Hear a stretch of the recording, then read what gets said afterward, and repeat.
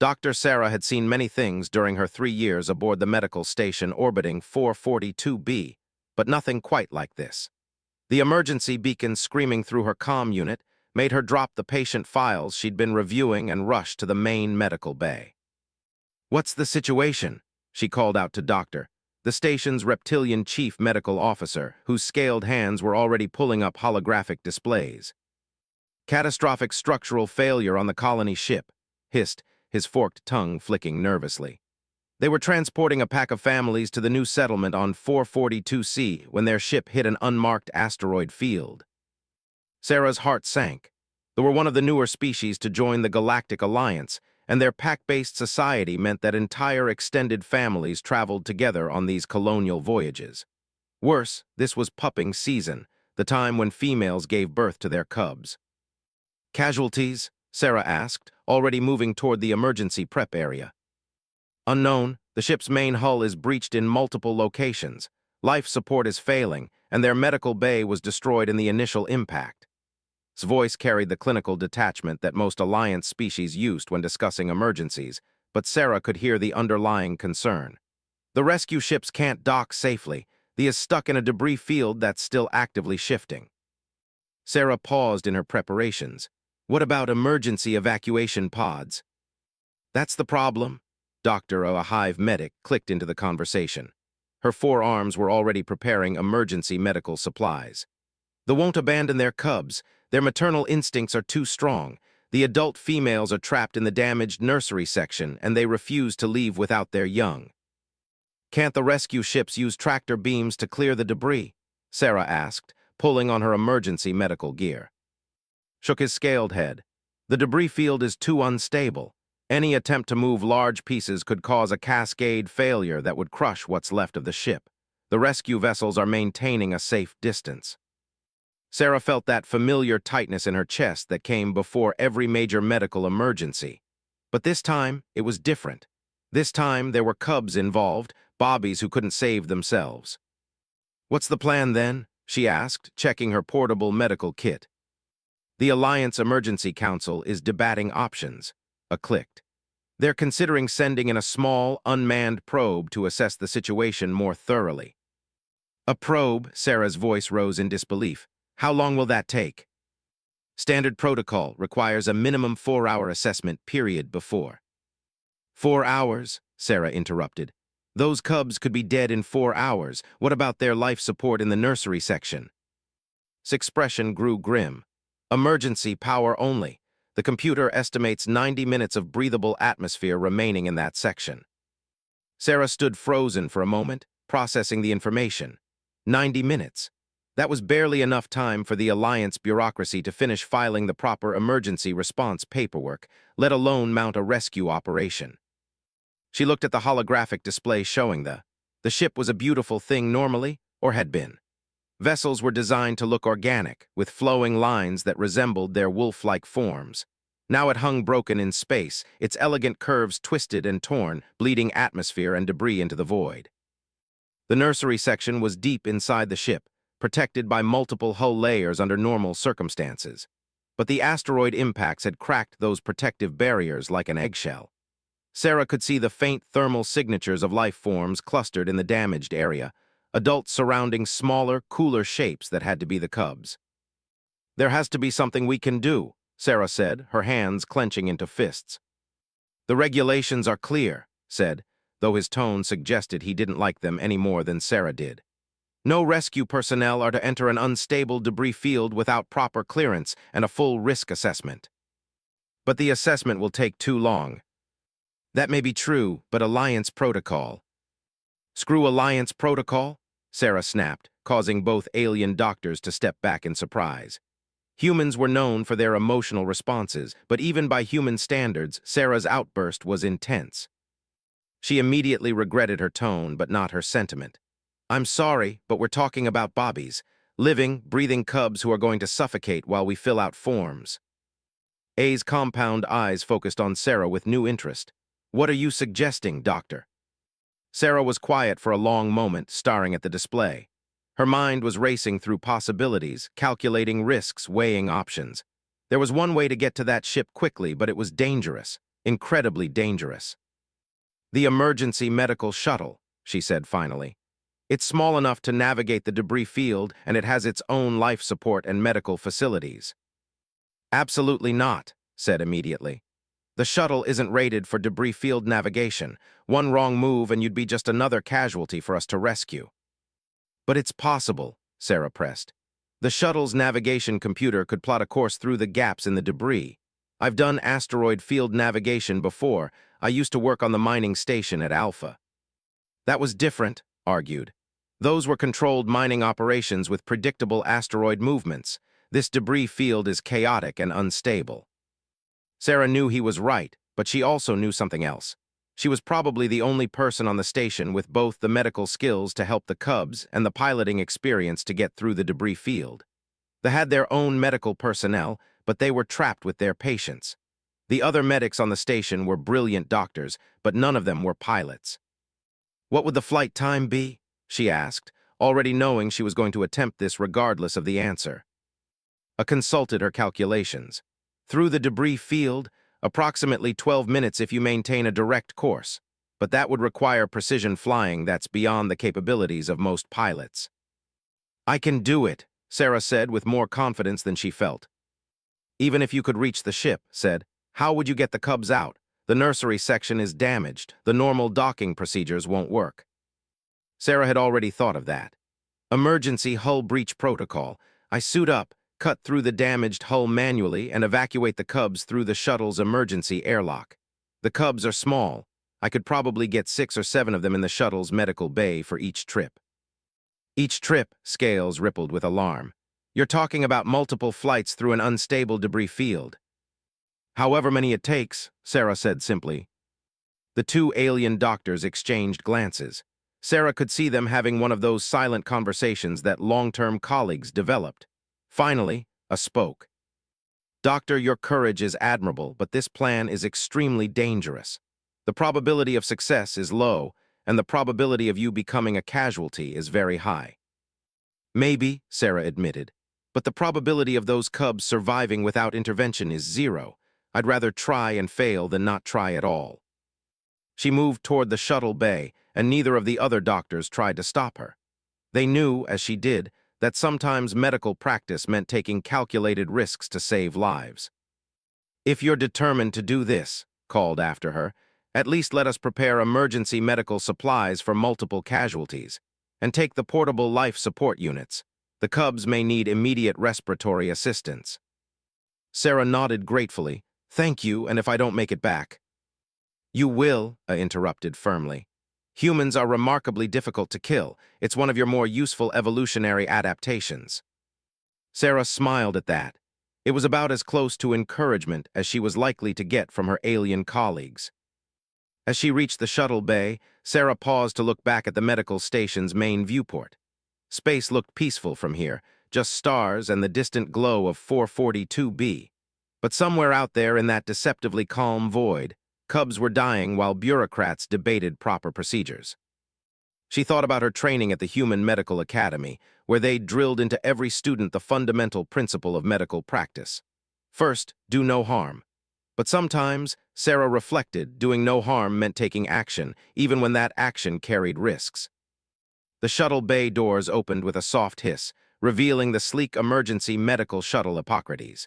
It was a beautiful piece of human engineering, fast, maneuverable, and equipped with the most advanced medical equipment the Alliance could provide. More importantly, it was small enough to thread through spaces that larger rescue vessels couldn't navigate. Sarah began her pre-flight checklist, her hands moving automatically through procedures she'd performed hundreds of times. But her mind was focused on the task ahead, somehow navigating a chaotic debris field, reaching a damaged ship, and evacuating Cubs whose anatomy she'd only studied in textbooks. The comm system crackled to life as she powered up the shuttle's systems. "Doctor, this is Station Command. Please confirm your flight plan."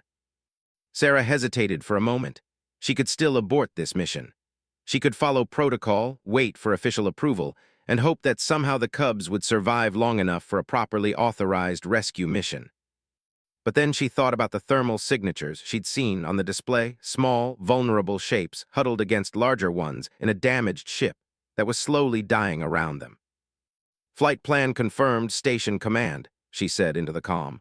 "Emergency medical mission to the estimated time to target 12 minutes. Doctor, please be advised that this mission is not approved by Alliance Emergency Protocol. You are proceeding at your own risk." "Understood, Command. Hippocrates is launching now." The shuttle bay doors opened, revealing the star field beyond. Sarah felt the familiar thrill of launch as the shuttle's engines came to life, pushing her away from the safety of the medical station and toward the debris field where cubs waited for rescue. As they grew larger in her viewport, surrounded by a slowly spinning cloud of metal fragments and ice, Sarah whispered a quick prayer to whatever gods might be listening. She was about to attempt something that was either incredibly brave or incredibly stupid. Possibly both. The debris field loomed ahead, and Sarah began plotting her course through the gaps between tumbling chunks of metal and ice. Somewhere in that chaos, cubs were running out of time. She pushed the shuttle's engines to maximum thrust and dove into the debris field, relying on reflexes honed by years of asteroid mining and a determination that surprised even her. Behind her, the medical station fell away into the distance. Ahead lay either salvation or disaster. The debris field was worse than Sarah had expected.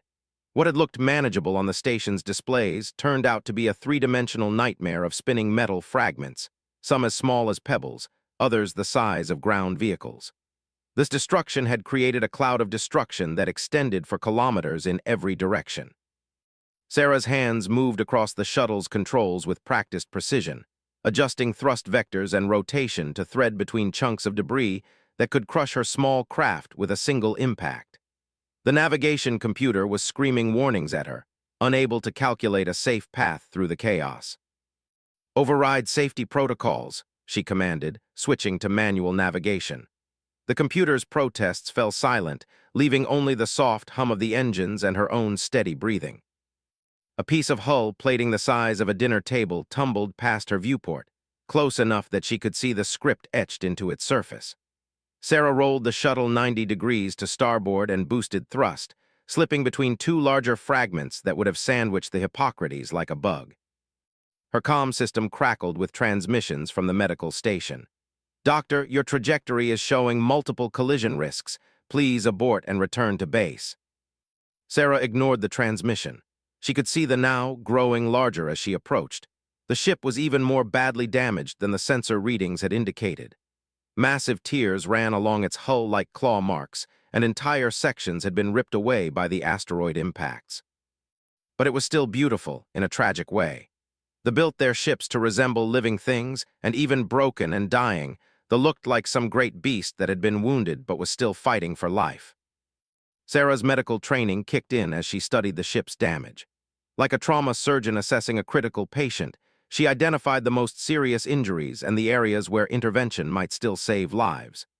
The nursery section was located in what they called the ship's heart, the most protected area, surrounded by multiple hull layers and reinforced bulkheads. Unfortunately, the asteroid impacts had punched through those protections like bullets through paper. Sarah could see the jagged holes where the ship's vital systems had been breached.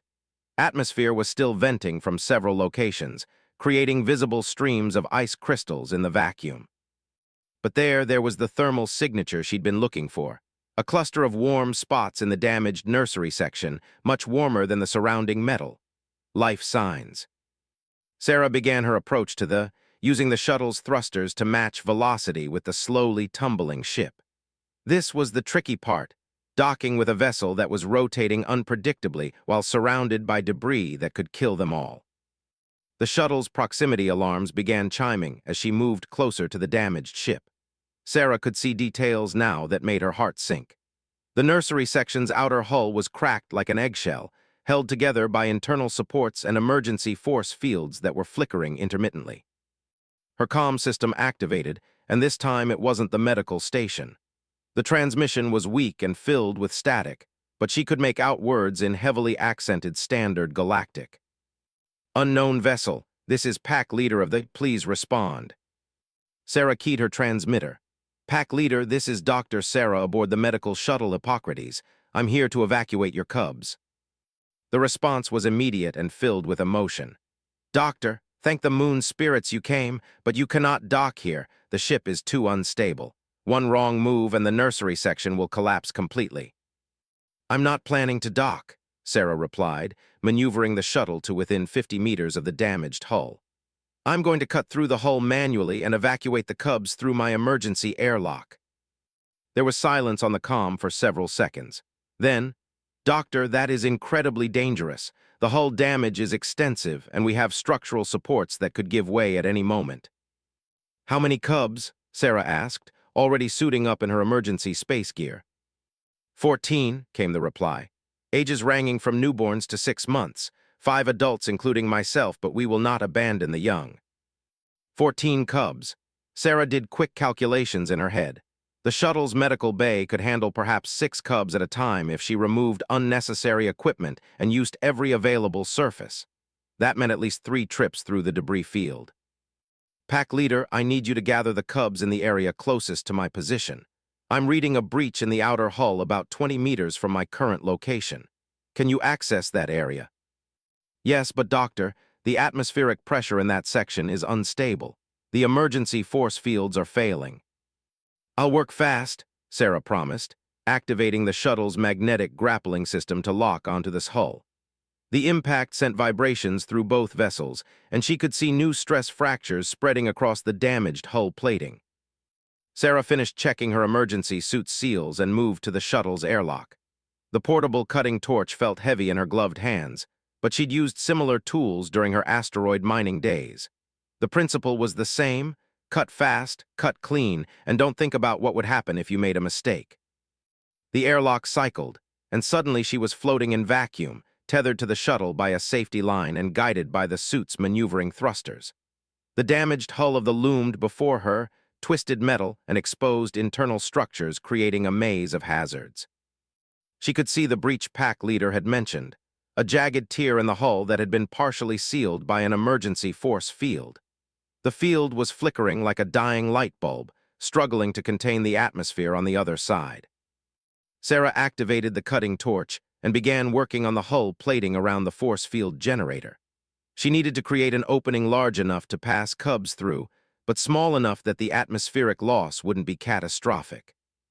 The torch cut through the hull material like it was paper, sending sparks and molten metal drifting away into space.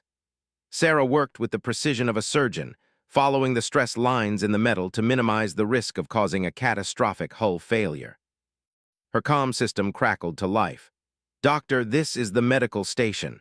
Long-range sensors are detecting multiple hull stress failures on the ship's structural integrity is declining rapidly. Sarah didn't pause in her cutting. How long until complete structural failure? Unknown, but the rate of deterioration is accelerating. We strongly advise immediate evacuation.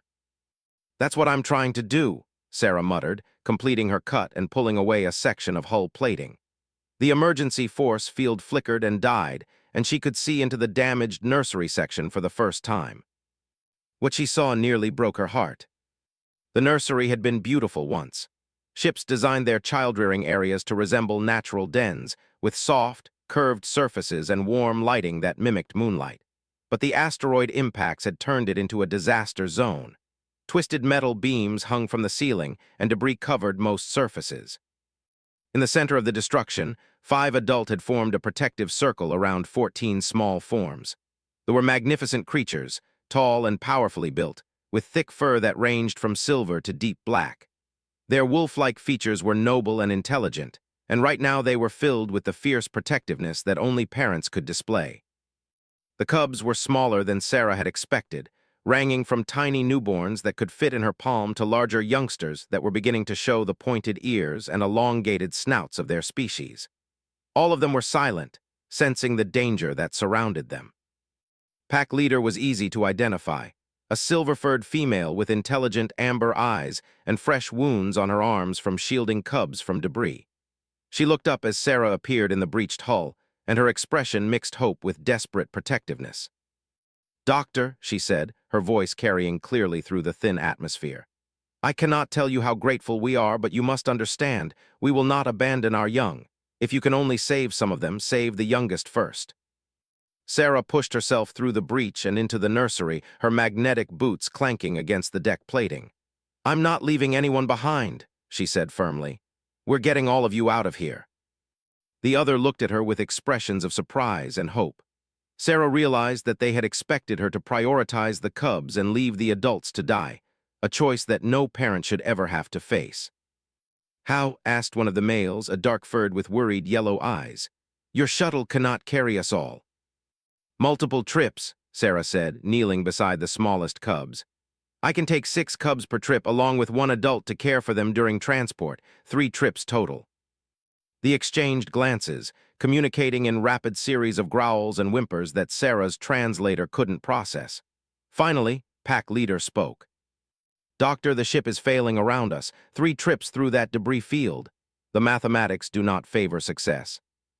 Sarah looked around the damaged nursery, noting the stress fractures spreading across the bulkheads and the way the deck plating had begun to buckle under the strain. Was right.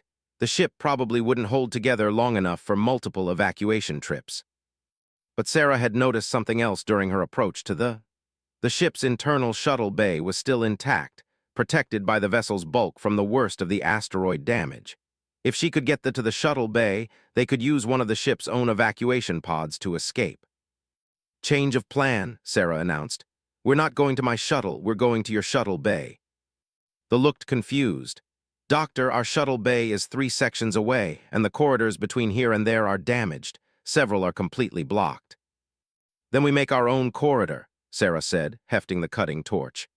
"Through the hull in vacuum. It's dangerous, but probably less dangerous than trying to navigate damaged internal passages." Pack leader's ears perked up with understanding.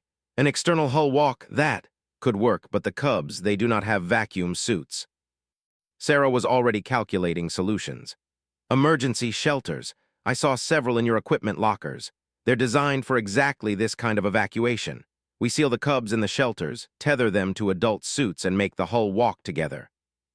It was an audacious plan, and everyone in the room knew it. Hull walks were dangerous under the best circumstances, and these were far from the best circumstances. The hull was damaged and unstable, debris was still impacting the ship's surface, and the entire structure could fail at any moment. But it was also their only real chance of getting everyone out alive. "Doctor," said quietly, "you do not know us. You risk your life for strangers, for cubs that are not your species. Why?" Sarah paused in her preparations and looked at the adults who had refused to abandon their young even when facing certain death, at the cubs who watched everything with the trust that only children could show. "Because they're cubs," she said simply. "Because your parents, because sometimes that's enough." They stared at her for a long moment, and Sarah saw something change in their expressions. Respect, maybe, or recognition of something they hadn't expected to find in an alien species. The next 20 minutes were the most intense of Sarah's life. Working together, she and the transformed the damaged nursery into a makeshift evacuation center. The emergency shelters were ingenious pieces of engineering. Collapsible pods that could maintain life support for up to an hour while protecting their occupants from vacuum and debris. Each shelter could hold 3 or 4 cubs, depending on their size. Sarah helped pack leader and the other adults carefully place the youngest cubs into the shelters, making sure each pod's life support systems were functioning properly.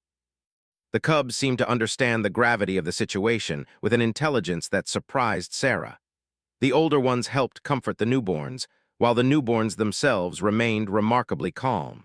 It was as if they instinctively trusted their elders to keep them safe. "Doctor," called one of the male, "the internal structure near Section 7 is beginning to collapse. We can hear the supports failing." Sarah looked up from the shelter she was sealing. "How long do we have?" Pack leader tilted her head, listening to sounds that Sarah couldn't detect. "Perhaps 30 minutes before this entire section becomes uninhabitable, less if we experience another impact."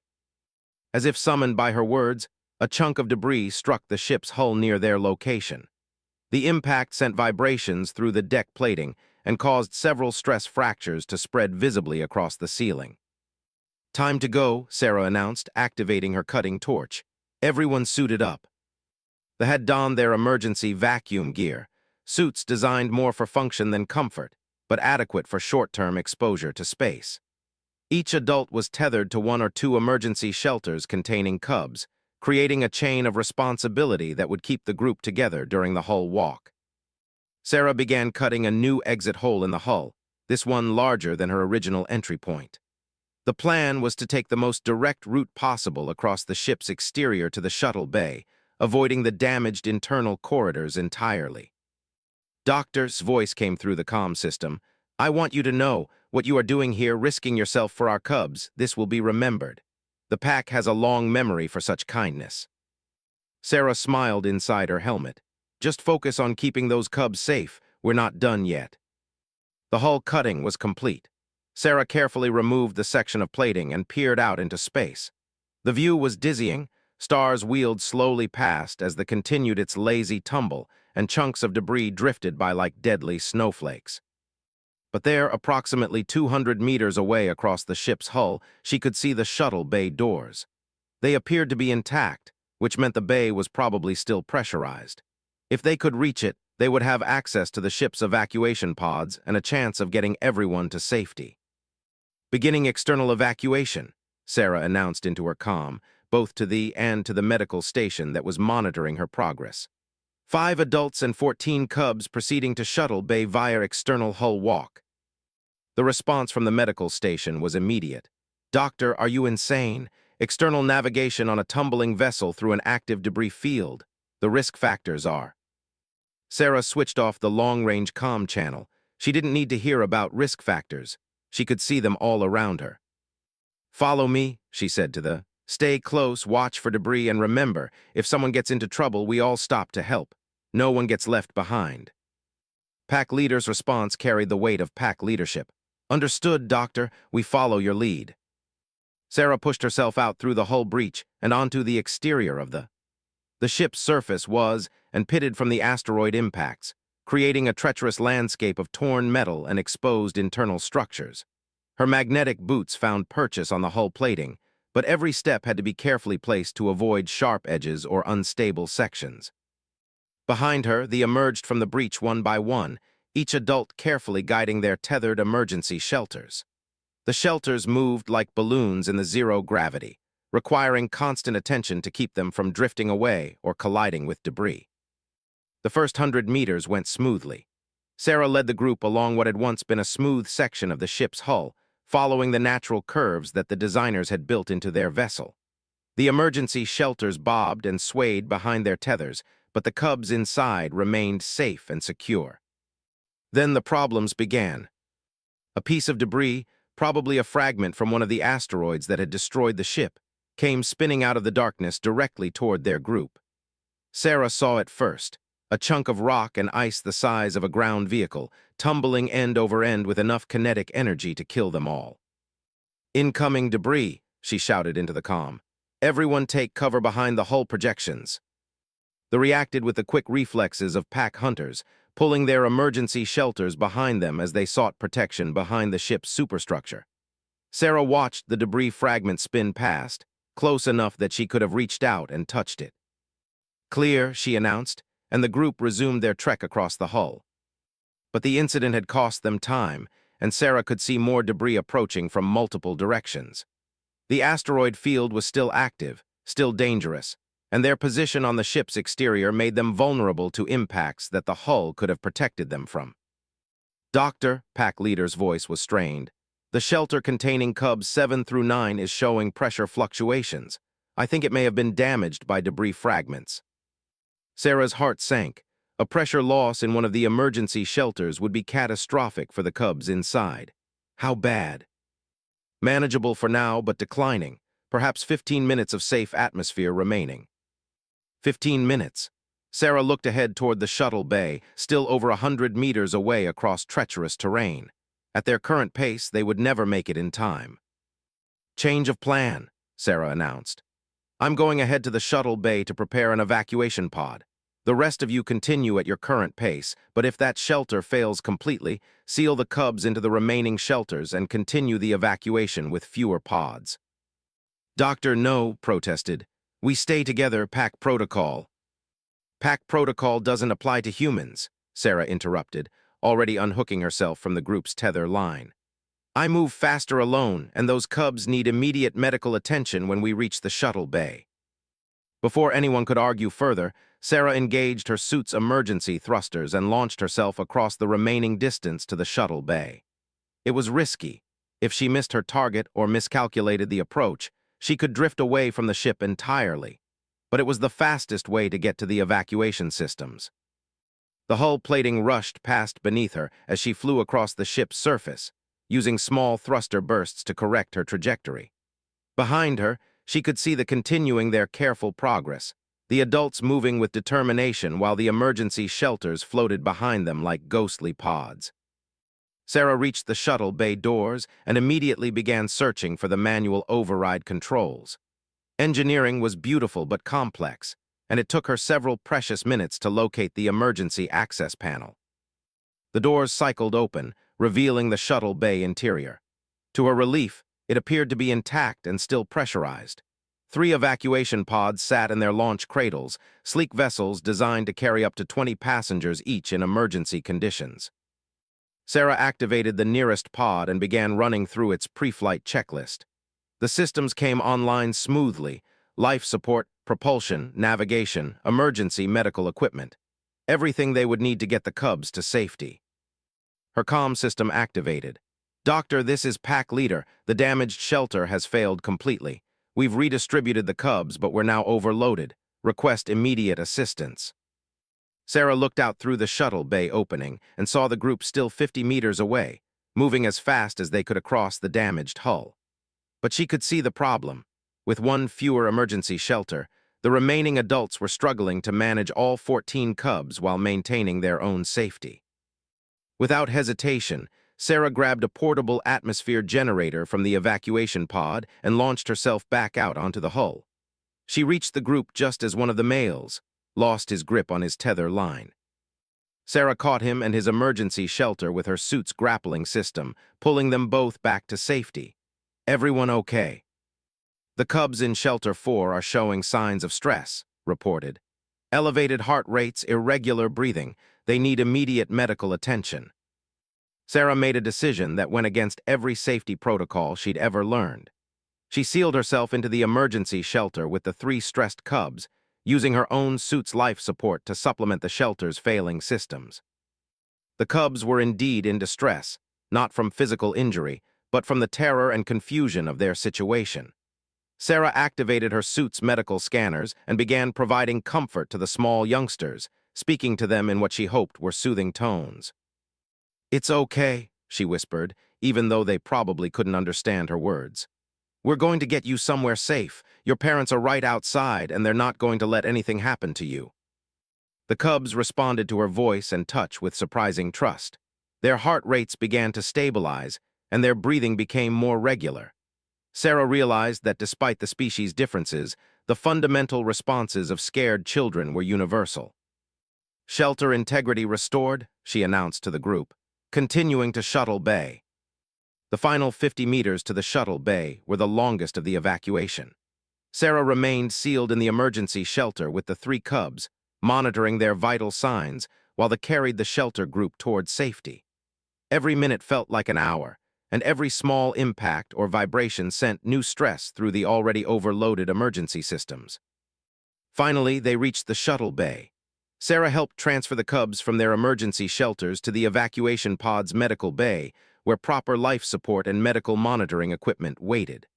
The cubs were exhausted and traumatized, but alive and physically unharmed. Pack Leader was the last to board the evacuation pod, taking one final look back at that had been her responsibility and her home. "The ship," Sarah asked gently. "Lost," replied simply, "but the pack survives thanks to you, Doctor." As the evacuation pod launched from the dying ship and began its flight toward the medical station, Sarah allowed herself a moment of exhaustion. They had done it. Against all odds, through improvisation and determination, they had saved everyone. But as she looked at the 14 cubs now sleeping peacefully in the pod's medical bay, she realized that the real test was yet to come. They were safe from immediate danger, but cubs this young would need extensive medical care and psychological support to recover from their trauma. Sarah activated the pod's communication system to contact the medical station. This is Doctor aboard Evacuation Pod 1.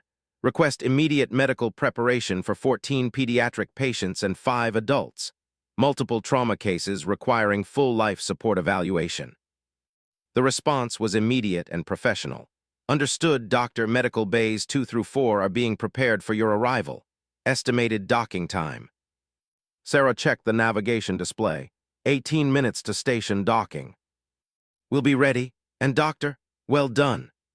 Medical station's emergency docking bay had been transformed into a bustling trauma center by the time the evacuation pod arrived. Doctor and Doctor had worked with remarkable efficiency, preparing specialized equipment for pediatric physiology and coordinating with the station's other medical staff to handle multiple patients simultaneously. Sarah felt a wave of relief as the pod's docking clamps engaged with a solid thunk. They had made it. After the chaos of the debris field, the failing ship, and the desperate hull walk, the familiar sounds and vibrations of the medical station felt like coming home. The airlock cycled, and Sarah was first through, carrying the youngest cub, a tiny female who couldn't have been more than a few days old. The cub fit easily in her arms, wrapped in an emergency blanket, her small body warm and surprisingly sturdy despite everything she had endured. "Status report," Doctor said, his scaled hands already reaching for medical scanners.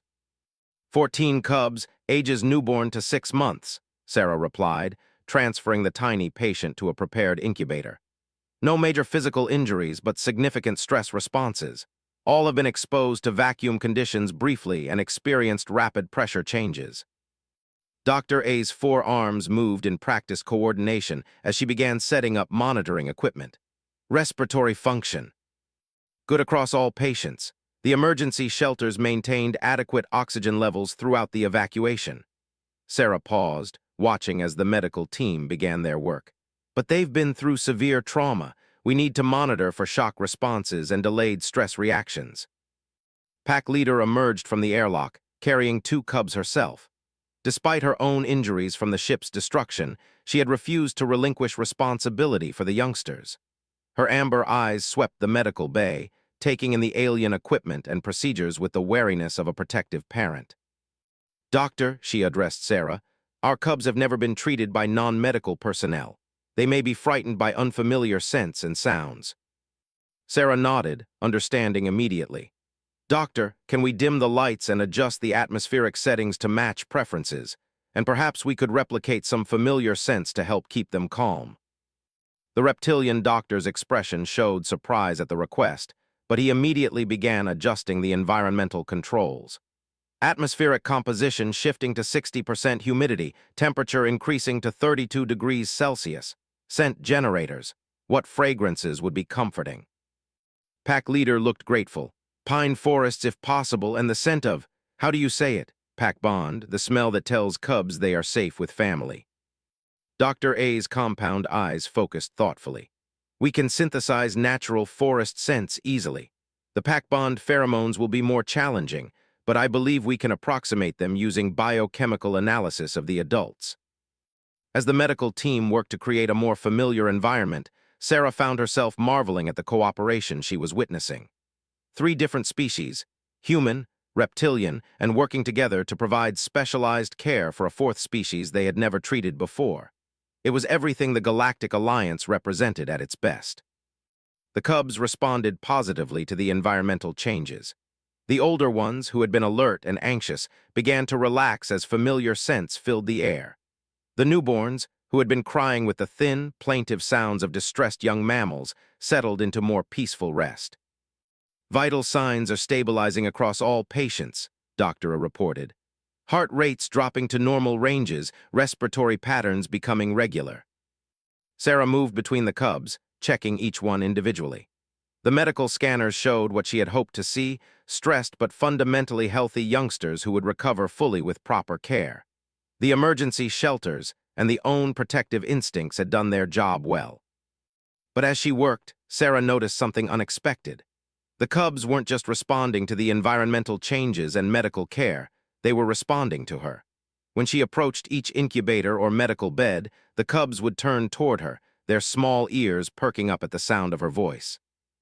"That's unusual," Doctor observed, watching a particularly young cub reach towards Sarah with tiny, clawed hands. Typically show strong fear responses to unfamiliar species, especially when they're stressed. Pack leader, who had been watching the interactions closely, spoke up. They remember her scent. During the evacuation, when Doctor sealed herself into the emergency shelter with the distressed cubs, they imprinted on her as a protector.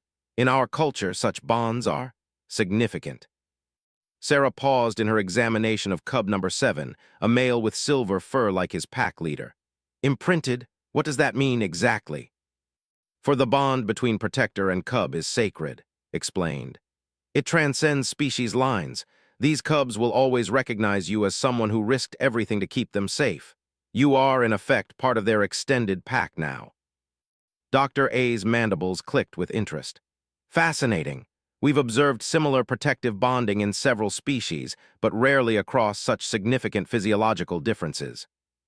As if to demonstrate the point, the young male cub Sarah had been examining wrapped his tiny fingers around her gloved hand and held on with surprising strength. His breathing immediately became calmer, and his vital signs showed reduced stress indicators. "It's remarkable," Sarah said softly, gently stroking the cub's head with her free hand. "They're so young, but they understand somehow that we're trying to help them." "Intelligence emerges early in development," said with obvious pride. "By 6 months of age, our cubs can understand basic pack dynamics and recognize friend from foe. You have been marked as friend, as family in their developing minds." The medical work continued for several more hours. Each cub required individual assessment and treatment, and the adults needed care for their own injuries sustained during the ship's destruction. Sarah found herself serving as a bridge between the alien medical staff and the patients, helping to ease communication barriers and cultural misunderstandings. During a brief break, Doctor approached Sarah with a thoughtful expression. "Doctor, I owe you an apology." "For what?" "For doubting your plan. When you announced your intention to fly through that debris field, I calculated your chances of success at approximately 15%. I believed you were embarking on a suicide mission." Sarah smiled tiredly.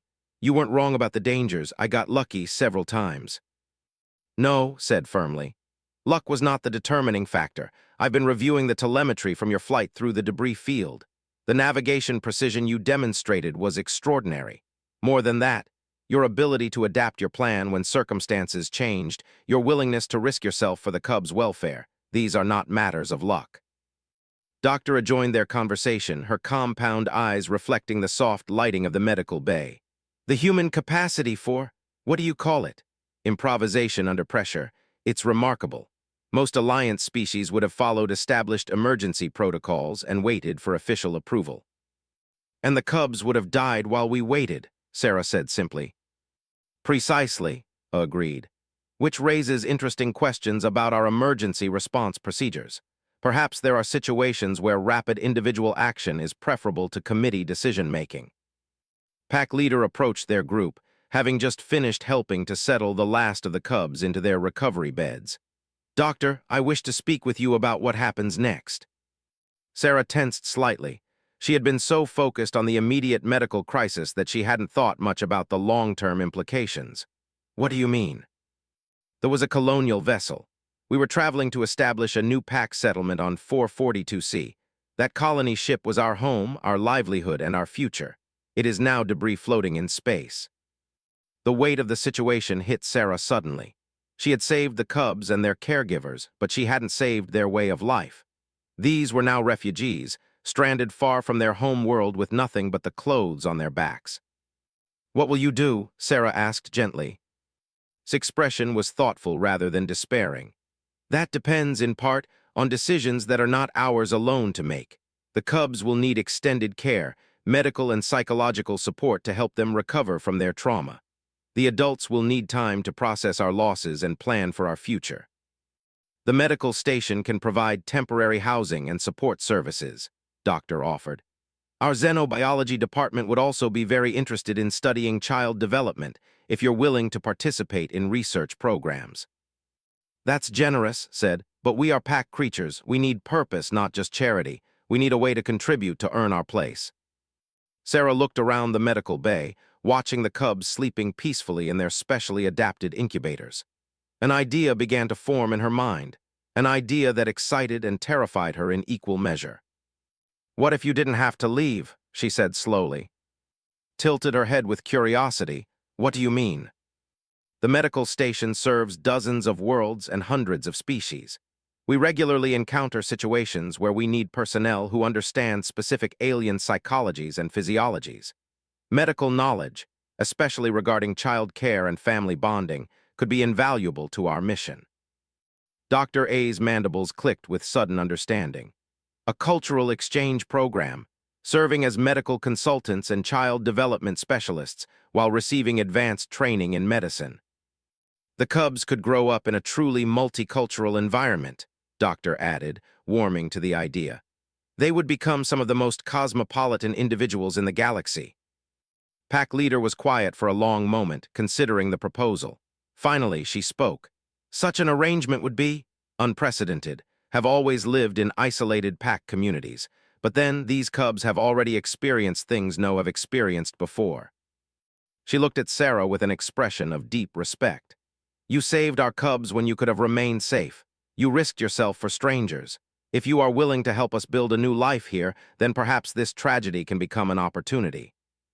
Sarah felt a warmth spread through her chest that had nothing to do with the medical bay's controlled atmosphere. I think that sounds like exactly the kind of opportunity the Alliance was created to provide. As if responding to the positive emotions in the room, several of the cubs began stirring in their beds. Not with distress this time, but with the healthy curiosity of young beings waking up in a safe place. Sarah moved to the nearest incubator and looked down at the tiny female she had carried from the evacuation pod. The cub's large, dark eyes fixed on Sarah's face with unmistakable recognition and trust. "Hello there, little one," Sarah whispered. "Welcome to your new home." The cub reached up with small, perfectly formed hands, and Sarah gently lifted her from the incubator. The youngster settled against Sarah's chest with complete confidence, as if she had always belonged there.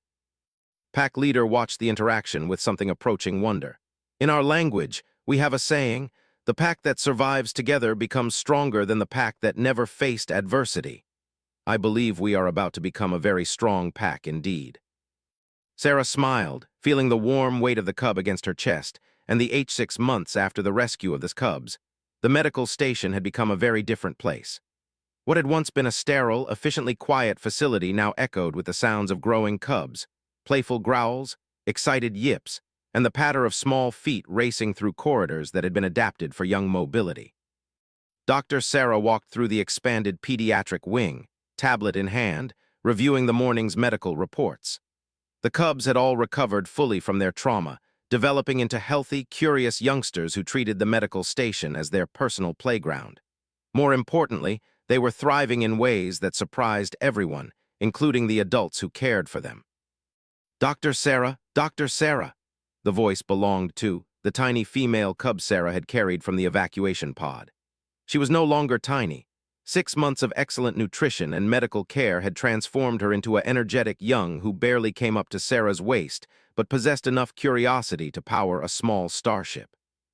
"Good morning," Sarah said, kneeling down to the cub's level. "How are your morning lessons going?" "I learned 3 new star patterns," announced proudly, her tail wagging with excitement. "And I helped Doctor calibrate the atmospheric processors for the new Vulpine patients. Did you know their respiratory systems need 17% more humidity than ours?" Sarah smiled at the enthusiasm.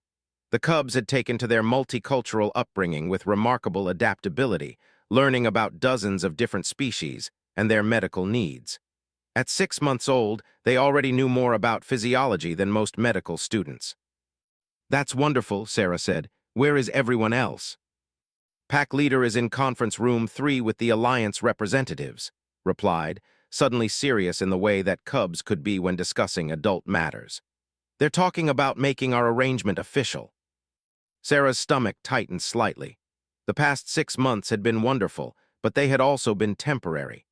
The Alliance Council had been evaluating the integration into the medical station, deciding whether to formalize their presence or relocate them to a more traditional refugee settlement.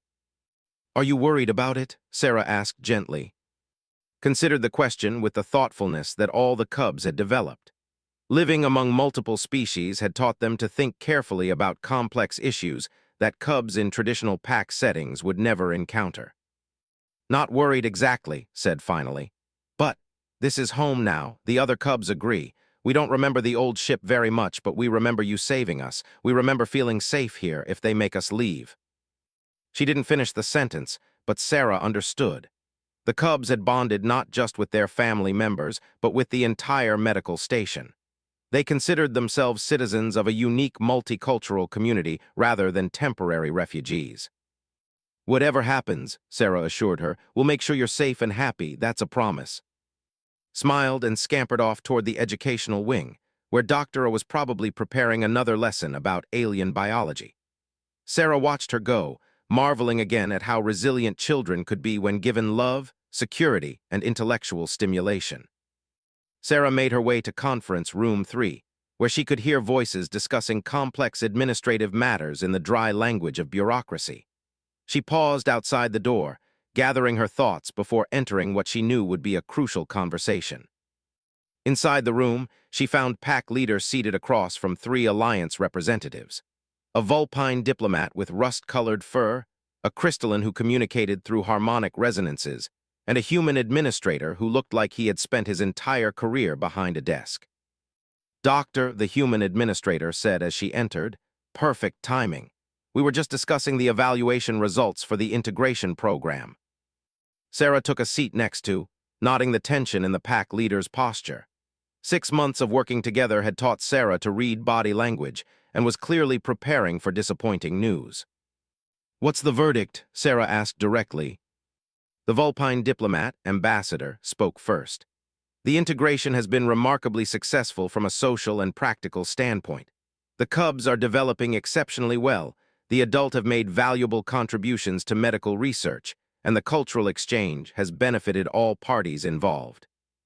Sarah felt a flicker of hope, but she could hear a "however" coming. "However," the human administrator continued, "the Council has concerns about the precedent this arrangement might set. If we allow one refugee group to establish permanent residence on a medical station, we may be obligated to offer the same accommodation to others." "And that would be a problem because?" Sarah asked, though she could guess the answer. This harmonic communication was translated by the room systems.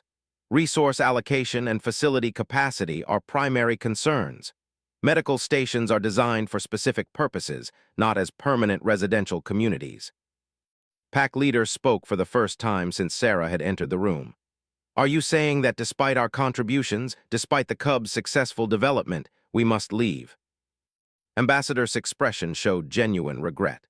"The Council is offering 3 alternatives: relocation to a standard refugee colony on Altair VII, integration into an existing community on the home world, or," she paused, "employment placement on various Alliance medical facilities, with families distributed based on personnel needs." Sarah felt her heart sink. All 3 options meant breaking up the pack family that had formed around the rescued cubs. Worse, they meant separating the cubs from the multicultural environment that had become so important to their development. "Those aren't really options at all," Sarah said quietly. "They're just different forms of exile." The human administrator bristled slightly. "Doctor, the Alliance has been extremely accommodating. These arrangements represent significant resource commitments." "Have you looked at the medical outcomes data?" Sarah interrupted, pulling up files on her tablet. "Cubs raised in multicultural environments show 40% better adaptability scores than those raised in single-species communities. Their cognitive development benchmarks are off the charts. Their disease resistance is higher, their psychological resilience is greater, and their problem-solving abilities are exceptional." She stood up, her passion for the subject overriding diplomatic protocol. "These cubs aren't just refugees anymore. They're pioneers. They're developing into exactly the kind of citizens the Alliance claims to want, beings who can bridge cultural gaps, understand multiple perspectives, and work effectively with any species." This harmonics shifted to what Sarah had learned was curiosity. "Are you suggesting that mixed-species child-rearing produces superior individuals?" "I'm suggesting that these cubs represent a unique opportunity," Sarah replied. "An opportunity to study and understand how cooperation can work at the most fundamental levels. You could establish this medical station as a research center for multicultural development. Ambassador leaned forward with interest. A research center. Sarah felt ideas crystallizing as she spoke. Think about it. The Alliance constantly struggles with species integration issues. Here, you have a natural laboratory where you can study how different species can raise children together, how cultures can blend without losing their individual identities, how medical knowledge can be shared across physiological barriers. Pack leader caught on to Sarah's direction immediately. The Cubs could be the first generation of true galactic citizens, not who happen to work with other species, but beings who think of themselves as Alliance citizens first and second. The research applications are significant, Doctor's voice came from the room's comm system. Sarah hadn't realized he was monitoring the meeting, but his support was welcome. We've documented numerous medical advances resulting from the cultural exchange program. The three Alliance representatives exchanged glances, or in this case, harmonic pulses that indicated consideration. Such a designation would require significant bureaucratic restructuring, the human administrator said slowly. Research facilities have different funding mechanisms, different oversight requirements. But they also have permanent status, Ambassador pointed out. A research center studying multicultural child development would be a long-term commitment, not a temporary refugee accommodation. Sarah pressed her advantage. The station is already equipped for medical research. The staff is experienced with multiple species, and you have a natural study population that's already showing remarkable results. She paused, then played what she hoped was her strongest card. More importantly, you have Cubs who consider this place home. Children who have already bonded across species lines in ways that have never been documented before. Are you really going to break up the first truly integrated pack family in Alliance history just to save on administrative costs? The room fell silent except for the quiet harmonic thinking sounds. Sarah could see the administrator running calculations in his head, weighing costs against potential benefits. Ambassador was watching pack leader with the calculating gaze of a diplomat who sensed an opportunity. Finally, it was the who broke the silence. The research potential is significant. Data on successful child-rearing could inform colony planning for generations. Pack leader spoke with quiet dignity.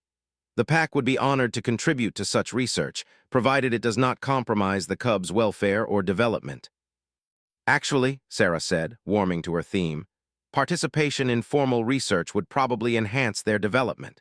They'd be contributing to something larger than themselves from an early age, developing a sense of purpose and responsibility that most children don't get until adulthood. Ambassador was nodding slowly. A research center for multicultural development? It has possibilities. The funding streams would be more stable than refugee support, the political implications would be positive, and the potential applications are limitless, Sarah finished. And you'd be starting with Cubs who are already demonstrating exceptional development outcomes. The human administrator was still running his calculations. The facility modifications would be minimal. The staffing requirements would actually decrease as the research program matured, and if the results are as promising as the preliminary data suggests. You'd have Alliance worlds requesting similar programs, Pack leader said with growing confidence. This could become a model for species integration across the galaxy. The three representatives requested a brief recess to confer privately. Sarah and waited in the corridor outside the conference room, both trying to contain their nervous energy. Do you think it worked? Asked quietly. I think we gave them a way to do what they wanted to do anyway, Sarah replied. No one wants to be the administrator who broke up a family of war orphans, but everyone wants to be part of groundbreaking research. When they were called back into the conference room, Ambassador was smiling. The Alliance Council is prepared to redesignate this facility as the Alliance Research Center for Multicultural Development, with Doctor as Director of Pediatric Research and Pack Leader as Director of Cultural Integration Studies. Sarah felt a wave of relief so intense that she had to grip the conference table to keep from swaying. That means the Cubs stay home, Pack Leader said, her voice filled with emotions she was struggling to control. That means the pack stays together. More than that, the human administrator added, and Sarah was surprised to see that he was smiling now too. It means you're all officially pioneers. the first beings in Alliance history to create a truly integrated multicultural family structure. As if summoned by the positive emotions in the room, his voice came through the corridor outside. "Dr. Sarah, pack leader, Doctora says the new Aquarian patients have arrived, and they need someone who speaks both human and to help with the translation protocols." Sarah laughed, realizing that the Cubs had been handling multicultural medical challenges as their normal daily routine for months. "We should probably get back to work. We have a research center to run." Pack leader stood with the fluid grace that had made her an effective leader even in crisis. "Dr. Sarah, I want you to know that what you did today, advocating for us, fighting for the Cubs' future, this is why they bonded with you during the evacuation. This is why you will always be Pack." Sarah felt tears prick her eyes. "It's been an honor, all of it." As they left the conference room together, heading back toward the sounds of Cubs learning and playing and growing into something the galaxy had never seen before, Sarah reflected on how much had changed since that day she'd flown through the debris field. She had risked everything to save 14 Cubs and 5 adults from a dying ship. But somehow in the process, they had all saved each other. The Cubs had found a home, the adults had found a purpose, and Sarah had discovered that the best medical practice sometimes meant creating entirely new definitions of family and community. Behind them, they could hear Ambassador already making calm calls to arrange for the research center's formal establishment. Ahead of them, 14 young voices were calling for their help with a medical translation problem. Sarah smiled and quickened her pace. After all, they had important work to do. The pack was home gazes of the other around her. The crisis was over, but the real adventure was just beginning. Sarah looked around the evacuation pod at the she had risked everything to save. Pack leader met her eyes and nodded slowly, a gesture of respect that needed no translation. 18 minutes to safety. After everything they had been through, it seemed like no time at all. "Very well, Doctor," Pack leader said, rising to her feet with new determination. "Tell us what you need us to do." Sarah had made her choice.